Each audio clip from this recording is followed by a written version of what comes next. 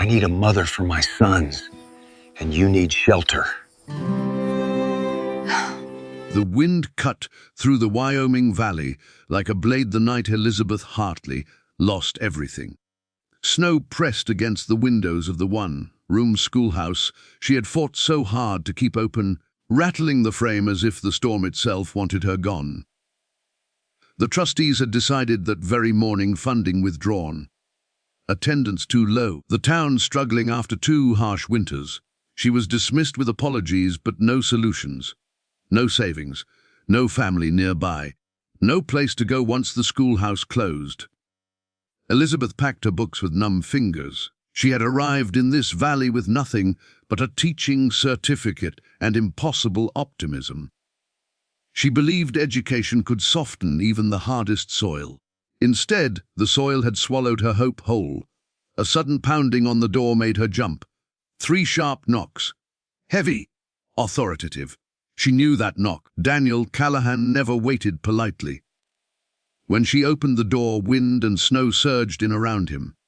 He stood tall, broad-shouldered, wrapped in a long, dark coat dusted white, hat low over striking grey eyes that had seen too much loss for a man not yet 40, the richest rancher in 3 counties, owner of more land than some towns, feared in negotiations, respected in crisis, and widowed for nearly 3 years. Behind him, in the distance, lantern light flickered from a waiting carriage. "I won't take much of your time, Miss Hartley," he said, voice steady but rough from cold. "May I come in?" She hesitated.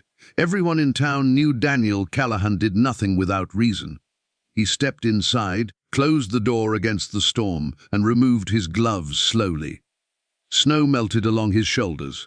For a moment, neither spoke. "I heard the trustees made their decision." "Yes."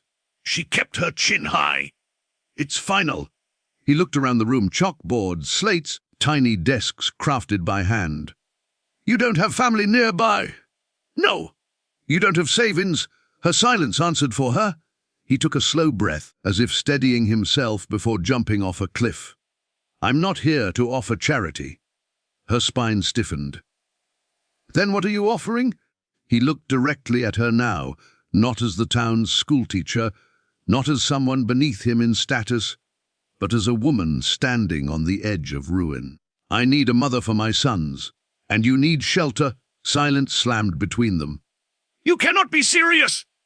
"I have 2 boys," he continued evenly. "Thomas is 8, Samuel is 6. Since their mother died, they have become," his jaw tightened, wild, angry, silent when they shouldn't be, and violent when they shouldn't be. They need structure. They need kindness. They need someone who understands discipline without cruelty. "And you thought of me. I've watched you with every child in this valley," he said. "You see them. Not just their behavior, you see what's beneath it." She swallowed. "This isn't romantic," he added. "This is practical. Marriage," she whispered, "is not practical. It can be." The storm howled outside. "You would have your own room, your own space, full authority over the household and children, financial security, protection, respect. And in return, you would be their mother." The words echoed. Elizabeth's life had never included marriage proposals delivered like business contracts. Yet beneath his steady voice, she saw something unexpected: desperation. Not for himself, for his sons. "You don't love me," she said quietly. "No," he answered honestly. Her heart strangely softened at that. No false promises, no sugar-coated lies. "And you don't love me," he added. "No." "Then we begin equally." Her throat tightened as she looked around the schoolhouse one last time. By tomorrow, she would have nowhere warm to sleep. Pride did not light fires. "When?" she asked. "Tonight. The storm will worsen." Her pulse thundered. She stepped forward. "I will do it," she said softly. "But understand this, Mr. Callahan, I will not be ornamental. I will not be ignored. If I am to mother your sons, I will truly mother them." Something flickered in his eyes, surprise, perhaps even relief. "I would expect nothing less."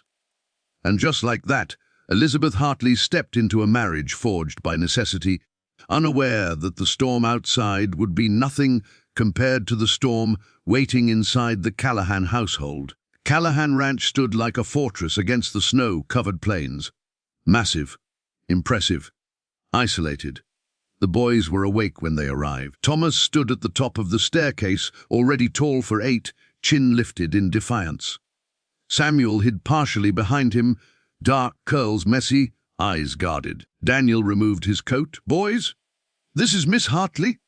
She ain't our teacher." Thomas muttered. "No," Daniel replied. "She is your mother now." The word detonated. Samuel ran upstairs immediately. Thomas didn't move. "You can't just replace her," he said. "I'm not replacing anyone," Elizabeth answered gently. "Your mother is yours forever. I am simply here." Thomas studied her like she was an invading army. "You won't last."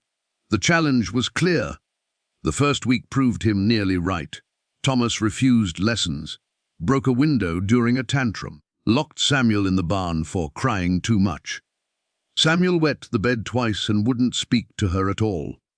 Servants watched quietly, clearly expecting her to quit. Daniel remained distant but observant. He never interfered, not once. On the 5th night, Elizabeth found Thomas sitting alone in the stable long after dark. "You hate me?" she said gently. He glared. "You're not her." "No, I am not." Silence. "She sang to us," he whispered. Elizabeth's heart cracked open. "What did she sing?" He shrugged. "Then perhaps," Elizabeth said softly, "sitting beside him in the straw, you can teach me." That night, Thomas hummed through tears. Elizabeth memorized every note. The next evening, she sang it back to Samuel when thunder frightened him. The house shifted after that, not quickly, not easily, but slowly. She introduced morning reading hour, family dinners without servants, chores done together, consequences delivered calmly but firmly. When Thomas attempted another tantrum, she didn't shout. She handed him a shovel. "We build strength through work," she said.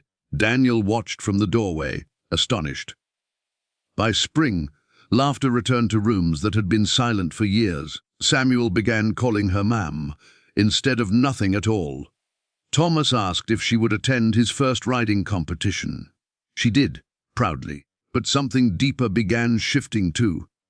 Daniel found himself lingering longer at dinner, listening more closely to her voice, noticing the way she pushed stray strands of hair behind her ear when reading. She was not ornamental. She was formidable, and that terrified him more than anything. Months passed. The valley whispered. Some said she married for money. Some said he married for convenience. No one understood the quiet transformation inside Callahan Ranch. One evening, after the boys had fallen asleep, Daniel found her in the library, reading by lamplight. "You've changed this house," he said. She closed her book slowly. "No," she corrected. "The house wanted to live again. It simply needed permission." He stepped closer. "You've changed me." The words seemed to surprise him as much as her. "How?" she asked. "I no longer dread coming home." The admission hung heavy between them. Their marriage had been respectful, cordial, structured, but something was unfolding neither had planned. "You once said this was practical," she murmured. "Yes." "And now?" He reached out, brushing his fingers lightly against her hand. "A question." "Now," he said quietly, "I cannot imagine this ranch without you." The wind howled outside again, not violent this time, but steady. She stood, moved closer. "For a man who claims practicality," she whispered, "you are standing very close." "And for a woman who married for shelter," he murmured back, "you seem very determined to stay." Her laugh was soft, the first truly unguarded sound he had heard from her. And when he kissed her, it was not desperate, not forceful, not contractual, it was slow, earned. Outside, the plain stretched wide and endless. Inside, something far rarer had taken root. Not rescue, not obligation. Love. And though neither of them had intended it, the proposal born from necessity had become something neither wealth nor shelter could buy. A family, rebuilt not by replacing what was lost, but by choosing every single day to stay.